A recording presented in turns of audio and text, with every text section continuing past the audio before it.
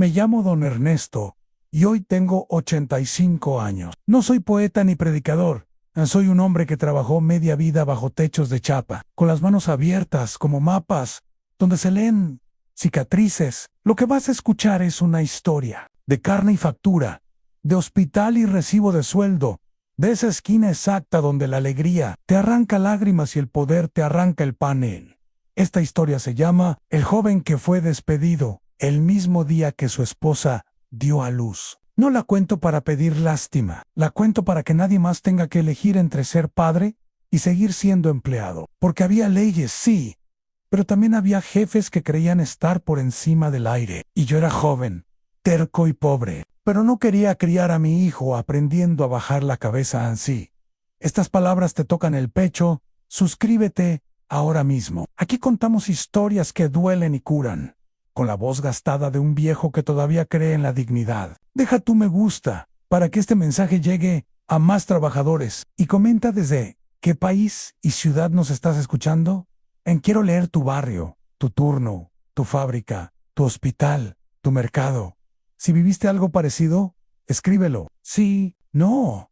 Guarda esta memoria por si algún día te toca decidir. Comparte este video con quien necesite recordar que el trabajo es importante, pero la vida es sagrada, porque el sueldo compra pañales. La dignidad enseña a usarlos sin vergüenza. Capítulo 1. La víspera, 10-12 párrafos.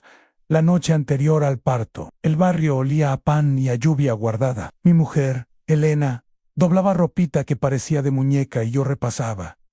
Una vez más, la mochila en documentos, una manta, el termo, un par de caramelos de eucalipto que siempre me daban calma. Teníamos miedo y fe, como se tiene antes de una tormenta buena. Trabajaba en Metalúrgica San Benito, un cascarón enorme que amanecía con resaca de humo. Entrábamos a las 6 con las sombras todavía largas. El reloj del vestuario era un rey chiquito, mandaba sobre nuestras horas más que cualquier santo. Allí aprendí a distinguir el sonido de cada máquina como quien reconoce la voz de cada hijo Ney. A Elena le quedaba poco. El médico había dicho que en cualquier momento, claro, menos durante el horario de producción. Pensé con ese humor flaco que uno inventa para no quebrarse. Le prometí ansí, ya más, salgo. Ella me miró con paciencia antigua. Sabía que prometer en pobreza es un acto de fe. En la fábrica, los casos de permiso por nacimiento se contaban con los dedos de una mano, a la mano de un manco. A Carlos lo habían dejado salir por única vez. A Jorge le descontaron el día y la hombría en el mismo párrafo. A mí me miraban como a un niño que pregunta si los Reyes Magos existen. Sí existen, pero no para vos en esa madrugada. Mientras me ataba los cordones, Elena respiró hondo y dijo: «Ansí pasa. Te aviso». Me besó la frente como si fuera a la guerra. Yo salí con la boca llena de rezos que no conocía. El colectivo tosió 2 veces antes de arrancar, como un viejo que se prepara para el día AN en la línea de producción. La prensa 5 nos vigilaba como un animal con hambre. El capataz. Valderrama, así también se llamaba el de mi otra historia. ¿Será que los capataces traen el apellido? Caminaba midiendo pasos con una regla invisible. «Hoy no quiero distracciones», dijo. Como si uno pudiera distraerse de tener un hijo sin nacer a media mañana. Rosa, la de embalaje, me susurró que tenía la cara rara. Dormí poco. Mentí. En el bolsillo, el teléfono era un perrito inquieto que aún no hacía ruido. Mi compañero Mateo me mostró el casco rajado que venía pidiendo cambiar desde hacía semanas. «Tengo un hijo por nacer», le dije. «Yo tengo 2 por criar», contestó. Y los 2 seguimos ajustando tornillos como si ahí adentro no cupieran milagros. Al mediodía, el rumor de la ciudad se metía por las rendijas del galpón. Los camiones traían cargas y chismes. Hablaban de un nuevo gerente que quería orden. Orden, en boca de patrones, suele significar tijera. Me cuidé de no hacer ruido con las ganas de irme. Comemos diporado, con pan y fiambre, charlando de fútbol y de las ofertas del mercado. Pero yo tenía otra pelota en la cabeza. ¿Y si justo hoy? ¿Y si justo ahora? La vida Es caprichosa. El dolor sabe de horarios, el amor no anee. A las 3:45. El teléfono vibró una vez, 2, 3. Sentí un relámpago en el estómago. Me escondí entre peléis para contestar. Ernesto se me adelantó. Estoy en el hospital, dijo Elena, con una voz que mezclaba susto y risa. Voy, dije sin decir adiós. Respiré hondo y caminé hasta la oficina del capataz. Valderrama estaba acomodando papeles como si fueran soldados en formación. Mi esposa está pariendo. Necesito salir, dije con la educación de quien pide agua. Imposible, respondió él sin levantar la vista. Hay auditoría si sale uno. Salen todos. No soy uno, dije. Soy un padre. Wishen, ahí me miró, como si me hubiera crecido una insolencia en Ernesto. Dijo con voz de decreto. Si cruzas esa puerta, te vas con causa. La palabra causa me golpeó como un martillo de juez. Me quedé quieto, con el corazón en estampida. En el galpón, la prensa ladró un golpe seco. Pensé en un bebé abriendo los ojos en un mundo que, a veces, se cree fabrican. No recé, no negocié, no medí. Abrí la puerta, el sol me pegó en la cara como una palmada. Corrí. El aire tenía gusto a metal y a gloria. Un hombre puede perder un sueldo, no puede perder un nacimiento. El hospital era un barco blanco, varado en medio. De la sud, un guardia me pidió datos que no recordaba. La lengua se me trabó en el trámite. Sala de parto, señor. Repetía como si repitiera el nombre de una novia. Subí escaleras que parecían más empinadas que mis deudas. La sala 2 para. Olía a alcohol y sopa vieja. Una mujer rezaba en voz baja. Un hombre caminaba de pared a pared como un péndulo triste. Dije el nombre de Elena, y una enfermera me señaló el pasillo con una sonrisa práctica. Caminé sobre un piso que chillaba, como si la alegría también crujiera. La vaidileyos. Con el pelo pegado a la frente y los ojos llenos de guerra, me acerqué con la torpeza de los valientes tardíos. «Llegaste», dijo, «siempre llego». Mentí, le agarré la mano y sentí que el mundo se hacía chico como su palma. Un médico joven nos habló de centímetros y paciencia. Yo solo entendí que esta vez la fábrica no tenía turno. Elena respiraba en oleadas. Yo contaba sin saber para qué. La vida tiene ritmos que no se aprenden en los manuales. Afuera, las sirenas recitaban su poema de urgencias. Adentro, el tiempo se detuvo en el punto exacto donde nacen las promesas. Cuando lo escuché llorar, me quebré sin permiso. No fue un llanto de tristeza. Fue un derrumbe de alegría antigua. Mi hijo era una luciérnaga pegada a un invierno. Lo apoyaron en el pecho de Elena, y ella lo miró con una mezcla de sorpresa y reconocimiento, como si lo hubiera estado esperando desde la infancia. Le conté mi nombre al bebé como si fuera un secreto. «Soy tu padre», dije bajito, para no asustar a la felicidad. Elena me miró con risa cansada. «¿Cómo se llama?», preguntó la enfermera. «Se llama Tomás Dillo, mi mujer». Y yo asentí como se asiente ante un destino Tomás.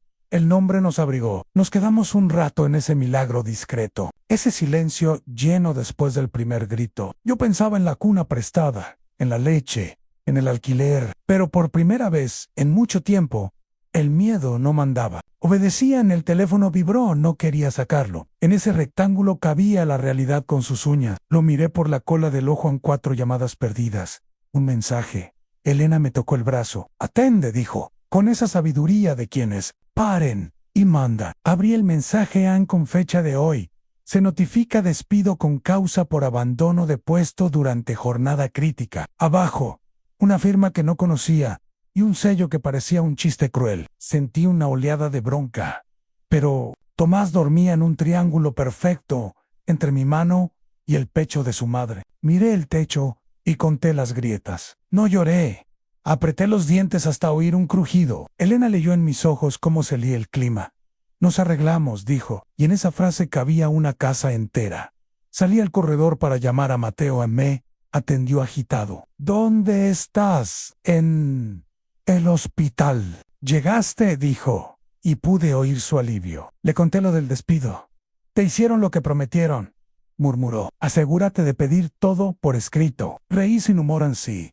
«Algo sobra aquí, es papel con sellos». Volví a la sala. Tomás se había prendido del pecho, y yo me prendí de esa imagen como quien se agarra de un tronco en el río. Pensé en entrar a la fábrica con mi hijo en brazos, y preguntarle al capataz si alguna vez lo habían mirado así, con esa urgencia. De vivir pensé muchas cosas. Hice la única posible.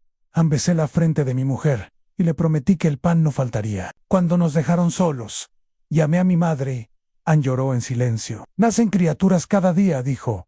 Pero a uno le nace el mundo cuando le nace un nieto en me. Reí con la nariz. Le oculté el despido. Esa noche, dejé que alguien fuera feliz, sin cuentas, a la salida. La ciudad me parecía más ancha. Caminé hasta casa con una mezcla de gloria y naufragio. En la puerta me esperaba la carta impresa, viva como una amenaza. La guardé en el cajón de los manteles. Hay papeles que solo se leen. Después de mirar bien, a un recién nacido, dormimos poco. No por la angustia, sino por el latido nuevo. Elena respiraba despacio. Tomás hacía ruiditos de máquina buena, de esas que no lastiman. Yo vigilé la noche como un perro viejo, y cuando amaneció, supe que empezaba la parte más larga de la historia, la de elegir.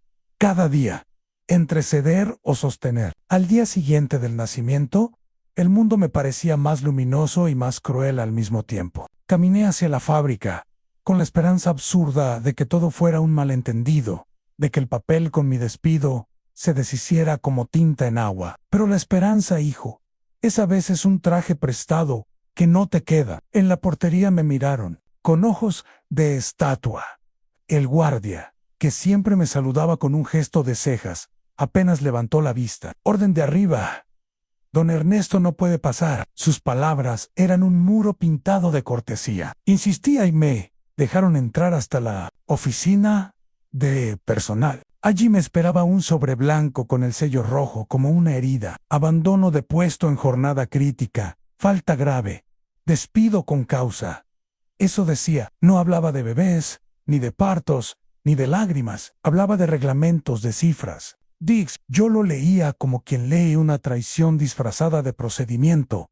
Pedí hablar con el gerente. Me atendió con voz de abogado que nunca pisó barro. Lo lamento, don Ernesto, pero la empresa debe garantizar disciplina. No podemos permitir precedentes. Precedentes, grité. ¿Mi hijo es un precedente? ¿Mi mujer sangrando es un precedente? Su cara era una pared pulida. Me ofrecieron firmar una renuncia voluntaria a cambio de un pago mínimo. Un insulto envuelto en sonrisa. Rompí el papel delante de ellos.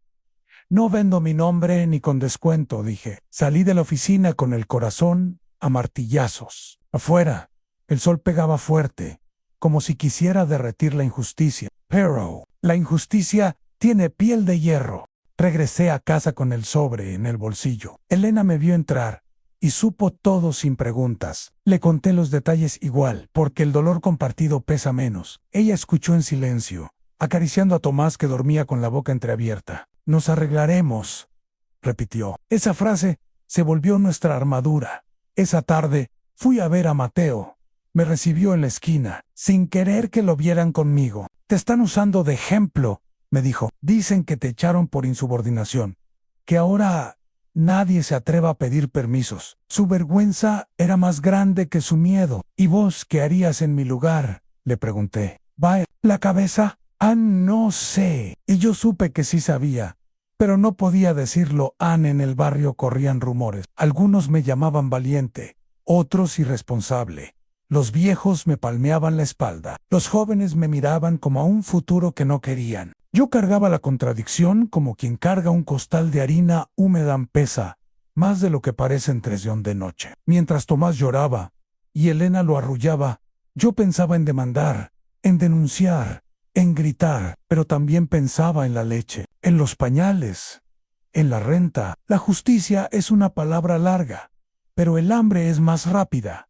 Pasaron semanas de incertidumbre. Cada mañana me levantaba temprano por costumbre. Aunque ya no tenía reloj que fichar, caminaba por las calles como un fantasma de uniforme invisible. La gente me miraba con esa mezcla de respeto y lástima que hiere más que un insulto. Intenté buscar trabajo en otros talleres. Me cerraban la puerta con excusas prolijas. La verdad era otra. La empresa había corrido la voz. No contract. Al conflictivo. Es un agitador. Mi nombre ya no era mío.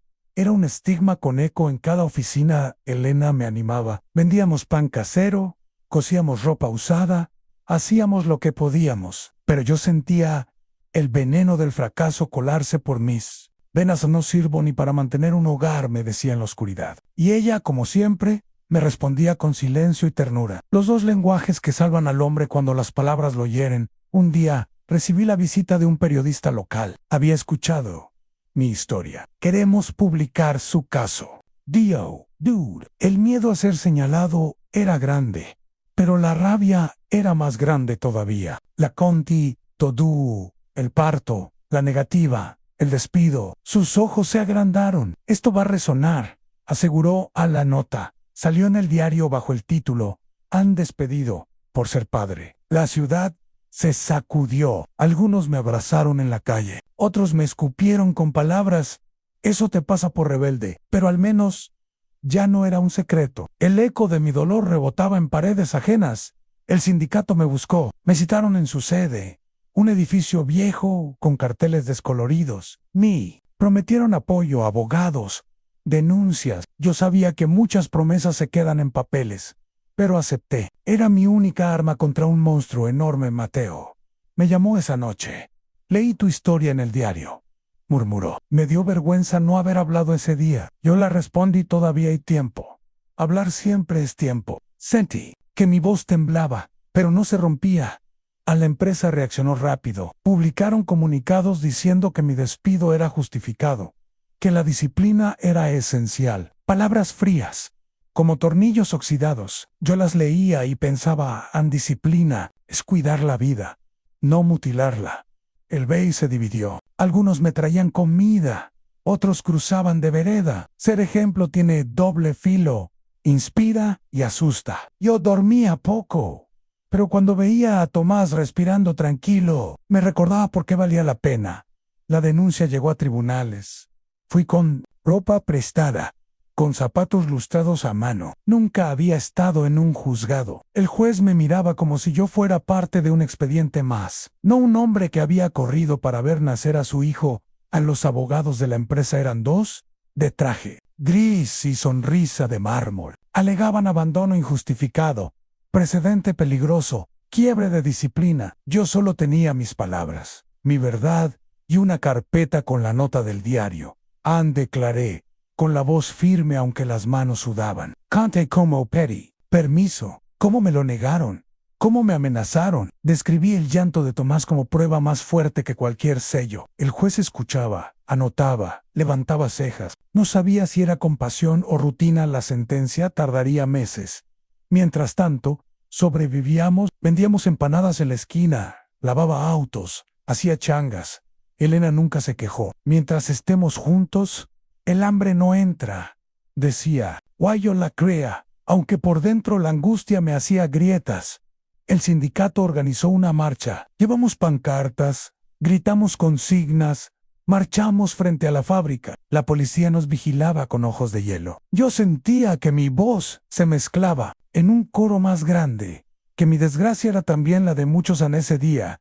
Mateo marchó a mi lado. Perdón por callar tanto, me dijo. Le puse la mano en el hombro. Nunca es tarde para hablar. Supe entonces que no estaba solo. A la empresa contraatacó con amenazas, con cartas a vecinos, con rumores de que yo era un agitador peligroso. Reían de mi pobreza mientras se escondían en oficinas, pero cada palabra que lanzaban me daba más fuerza. Sabía que si gastaban tinta en mí, era porque mi voz les dolía. Tomás crecía, cada sonrisa suya era un ladrillo contra mi derrota. Lo alzaba en brazos y le decía: mira, hijo, algún día entenderás que tu primer llanto valió más que cualquier contrato. Y él me miraba como si ya lo entendiera. Pasaron años. La sentencia llegó tarde. Como suele llegar la justicia, reconocieron que mi despido fue arbitrario. Me dieron una indemnización pequeña, un consuelo pobre. La empresa siguió funcionando. Cambiaron de capataz, pintaron paredes, pero la herida quedó. Yo no volví a trabajar allí. Me convertí en panadero del barrio. Mi pan llevaba harina, agua y dignidad. Cada hogaza era un recordatorio de que había perdido un empleo, pero había ganado libertad. Tomás creció escuchando esta historia como un cuento de cuna. El día que nací, Te echaron, decía con una sonrisa. Sí, respondía yo, pero también naciste con un padre que eligió estar contigo. Y ese era mi orgullo, Ana, a los 85 años. Sigo repitiendo esta historia porque no quiero que se pierda. No is solo Maya. Es de todos los que alguna vez tuvieron que elegir entre obedecer al patrón o escuchar al corazón. He visto muchos hombres doblarse, callar, agachar la cabeza. Yo no los juzgo. Cada uno sabe que puede soportar, pero yo decidí no callar. Y, aunque el precio fue alto, el valor fue más grande. Cuando camino por el barrio, algunos todavía me saludan como el que fue despedido por ser padre. Yo sonrío. Aun prefiero ese título a cualquier otro, porque los títulos se borran, pero los gestos quedan.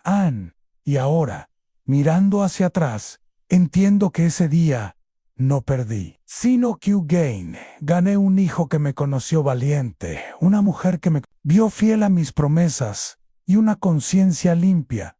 Esa es la herencia que quiero dejar. No dinero, no propiedades, sino un relato que enseña a mis nietos que la dignidad puede costar caro, pero nunca se devalúa. Y así fue como el mismo día que escuché el primer llanto de mi hijo, escuché también la risa cruel de un patrón. Dos sonidos opuestos. Dos mundos chocando en mis oídos. Uno me quitó el pan. El otro me dio la fuerza para nunca rendirme. Hoy, a mis 85 años, cuento esta historia para que no quede en el olvido, para que entiendas que a veces la vida te obliga a elegir entre el miedo y el amor, y que elegir el amor siempre vale más, aunque duela. Aunque te cueste todo así. ¿Esta historia te conmovió? Suscríbete al canal, dale me gusta y comenta. ¿Desde qué país y ciudad me estás escuchando? Tu voz es parte de esta memoria colectiva. Y recuerda, el trabajo puede perderse, pero la dignidad se la defense. Te acompaña hasta el último día.